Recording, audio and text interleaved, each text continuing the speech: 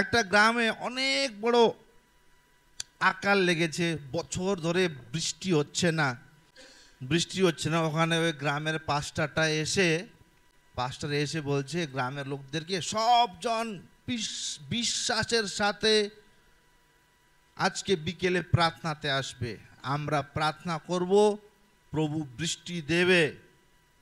সব আসছে গ্রামের লোকগুলো, সব, হ্যাঁ, ছেলে মেয়ে, বড় ছোট, বুড়ো বুড়ো, যত ধরনের ফসল টসল যত দরকার আছে সব চলে আসছে প্রার্থনা করতে। কিন্তু একটা ছোট্ট মেয়ে, জেসিকা মতন ছোট্ট মেয়ে, একটা ছাতা নিয়ে আসছে। গেল, তো পাস্টার জিজ্ঞেস করলো, এই বাবু, তুই ছাতা কেন নিয়ে আসলি? তুমি তো বললে বিশ্বাসের সাথে আসো, প্রার্থনা করব বৃষ্টির জন্য, তো বৃষ্টি তো হবে, তাই ছাতা নিয়ে আসলাম। বাড়ি কি ভিজতে ভিজতে যাবো? ছাতা নিয়ে যাব বাড়ি? বিশ্বাস দেখো বাচ্চার, বুঝতে পারছো তো?